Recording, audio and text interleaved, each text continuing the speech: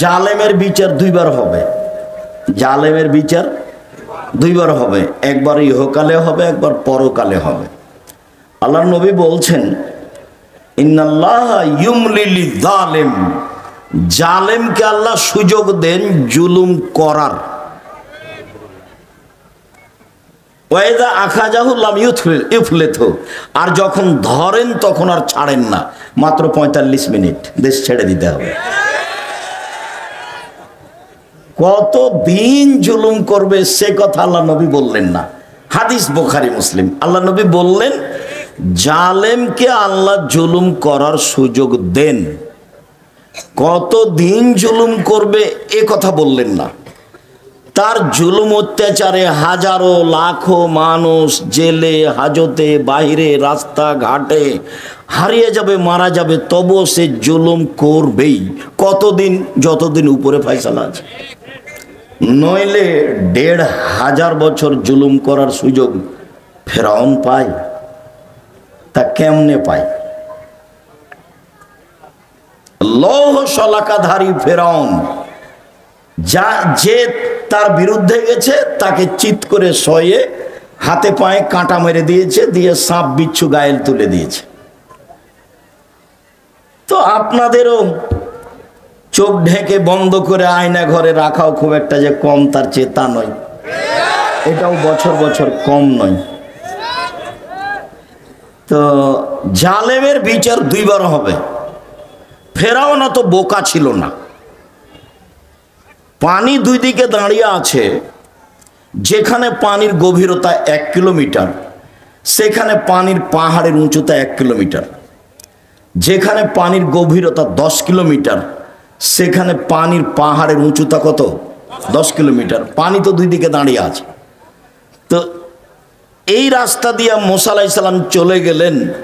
ফেরাউন চলে গেলে পানি জমা হয়ে যাবে না, যে এইটা ফেরাউনের বিশ্বাসের অভাব ছিল না, যেতেও পারে, কিন্তু সে এত ক্ষেপে আছে যে রাগের কারণে তার বুদ্ধি কমে গেছে। আপনি রেগে গেলেন তো হেরে গেলেন। রাগ মানুষকে ভুল পথে নিয়ে যাবে।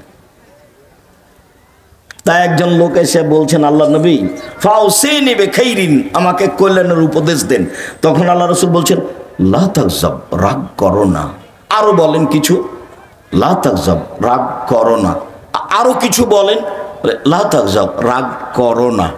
এই কথা রাসূল সাল্লাল্লাহু আলাইহি ওয়াসাল্লাম বারবার বললেন, হাদিস বুখারী মুসলিম। তো রাগের কারণে তার বুদ্ধি কমে গেছিল। সে যখন ভিতরে চলে গেল তখন তো পানি এক জায়গায় জমা হয়ে গেল। যখন জমা হয়ে গেল তখন ফেরাউন বলল আমান্ত আল্লাহ ইলাহা ইল্লাল্লাযী আমানাত বিহি বানু ইসরাঈল, আমিও সে আল্লাহকে মেনে নিলাম যে আল্লাহকে বানু ইসরাঈল মুসা মেনে নিয়েছে। ওয়া আনা মিনাল মুসলিমিন, আমি একজন মুসলিম। এই কথা ফেরাউন বলল। তা আল্লাহ বললেন আলান, ও এখন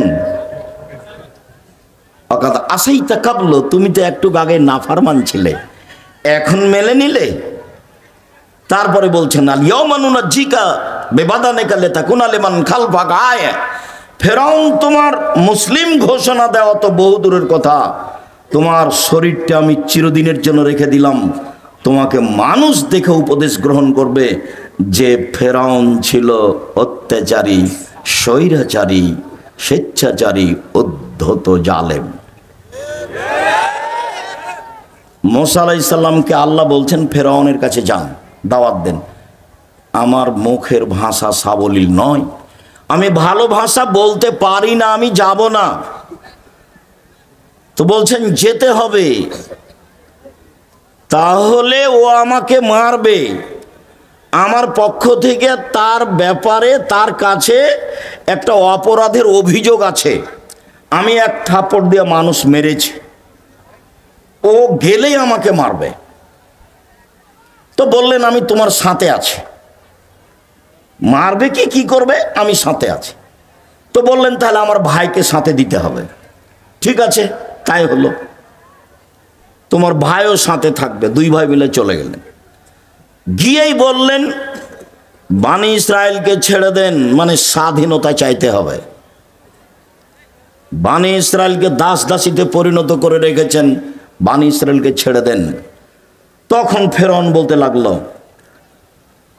তোমাকে কি আমি শিশুকালে লালন পালন করিনি? তুমি কি বহু বছর আমার মাঝে থাকনি? ফেরাউন বলছে, তুমি যা করেছো তা করেছো, তুমি তোমার কর্ম করেছো, এক থাপ্পড়ে তুমি মানুষ মেরেছ, তুমি বড় অকৃতজ্ঞ। এটা ফেরাউন বলল। তখন মুসা আলাইহিস সালাম বলছেন, আমি যা করেছি তা করেছি, আমি ভুল পথে ছিলাম। মানে এক থাপ্পড়ে মানুষ মেরেছি, এটাই ঠিক, আমি তখন ভুল পথে ছিলাম। আমি তোমার ভয়ে দেশ ছেড়েছি। আমার প্রতিপালক আমার প্রতি দয়া করেছেন, আমাকে জ্ঞানে গুণে পূর্ণ করেছেন, তিনি আমাকে নবী করেছেন। তুমি আমার প্রতি অনুগ্রহ করেছ, অনুগ্রহ করে তুমি খোঁটা দিয়েছ, খোঁটা দিয়ে তুমি বানি ইসরায়েলকে দাস দাসীতে পরিণত করেছ। তুমি বড় উদ্ধত স্বৈরাচার, সীমা লঙ্ঘন করেছ। জালেমের বিচার দুইবার হবেই।